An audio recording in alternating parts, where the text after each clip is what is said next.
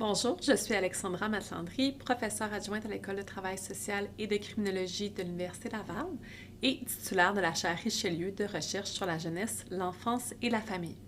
Je suis aussi la directrice du projet de recherche Code Quartiers centraux de Québec. Code, c'est des communautés pour le développement des enfants et de leur santé. Dans cette courte vidéo d'environ 7 minutes, je vous parlerai du projet Code ainsi que de ses résultats et plus précisément des facteurs communautaires fondamentaux. Les facteurs communautaires fondamentaux sont les facteurs les plus importants pour un développement optimal des tout-petits. Dans le projet Code Quartiers centraux de Québec, on a identifié 19 facteurs communautaires fondamentaux. Mais d'abord, le projet Code, qu'est-ce que c'est? Le projet est un projet qui est mené dans la ville de Québec et vise à mieux comprendre les quartiers dans lesquels grandissent les jeunes enfants. 4 quartiers ont été étudiés: Basseville, Limoilou, Duberger-les-Saules et Vanier. Nous nous sommes intéressés aux caractéristiques de ces quartiers qui ont le potentiel d'aider ou de nuire au développement des tout-petits de la naissance à 5 ans. Plus précisément, nous nous sommes intéressés à 5 catégories de facteurs environnementaux à l'échelle des 4 quartiers étudiés. Ici, le cercle représente 9 sphères d'influence sur le développement des tout-petits. Il y a bien sûr les facteurs individuels propres à l'enfant, mais aussi les facteurs familiaux, le quartier, sans oublier les politiques locales, provinciales et fédérales. Le projet Code Quartiers centraux de Québec met l'emphase sur les quartiers et sur les facteurs environnementaux à l'échelle des quartiers qui sont importants. On répertorie 5 catégories de facteurs environnementaux: l'environnement physique, l'environnement social, les facteurs socio-économiques, les services et la gouvernance. On s'est intéressé à ces 5 catégories de facteurs environnementaux dans le projet Code. On a identifié des facteurs communautaires fondamentaux, ou FCF. Les FCF ont été identifiés en combinant les résultats quantitatifs du projet et les résultats qualitatifs, donc une méthode mixte qui combine et intègre des données chiffrées et des données provenant d'entrevues et d'observations participantes. Les facteurs communautaires fondamentaux aident à mieux comprendre ce qui, dans les communautés, peut faciliter ou entraver le développement des jeunes enfants. Ce sont les facteurs qui jettent les bases d'une communauté adéquate pour les jeunes enfants. Ce qui est important de savoir, c'est que lorsque ces facteurs sont une force dans une communauté, on observe de potentiels effets positifs sur le développement des tout-petits. À l'inverse, lorsque ces facteurs représentent plutôt un défi dans une communauté, on observe de potentiels effets négatifs sur le développement des tout-petits. Alors, quels sont ces 19 facteurs communautaires fondamentaux ou FCF? Ils sont représentés ici. Rappelons que ces facteurs communautaires fondamentaux sont des leviers d'action pour le développement des tout-petits. Qu'est-ce qui, à l'échelle des communautés, est important pour soutenir le développement des tout-petits?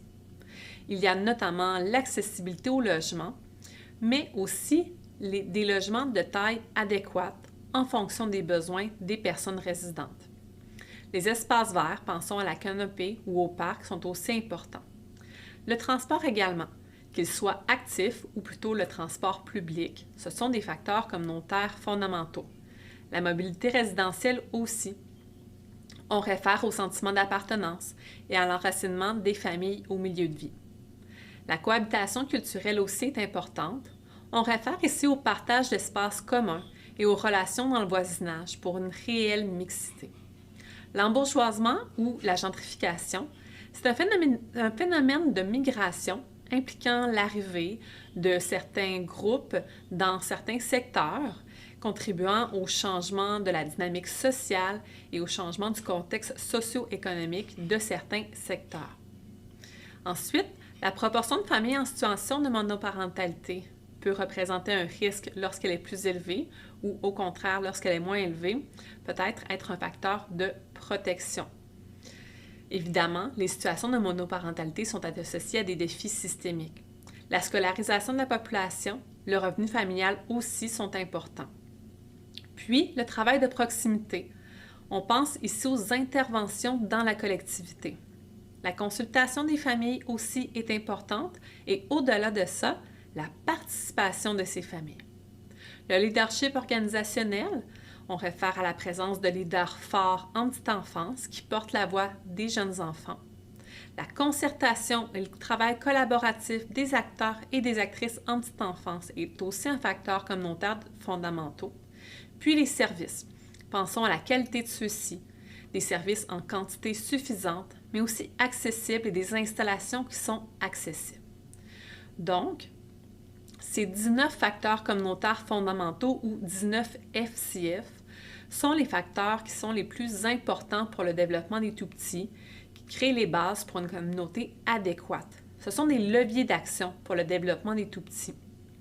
Chacune d'entre nous, on peut probablement agir sur au moins l'un de ces 19 facteurs.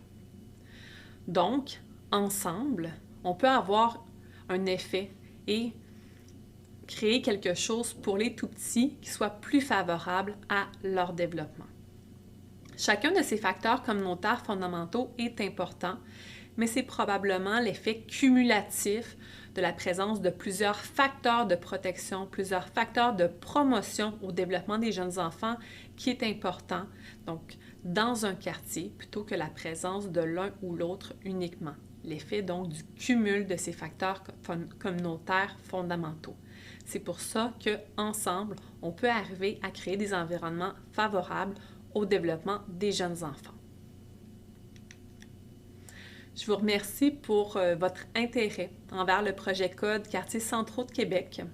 Si vous voulez, c'est possible d'en savoir davantage en scannant le code QR de notre site Internet ou encore le code QR de notre page Facebook. Ça vous permettra d'en savoir davantage, mais aussi de suivre nos travaux. Merci.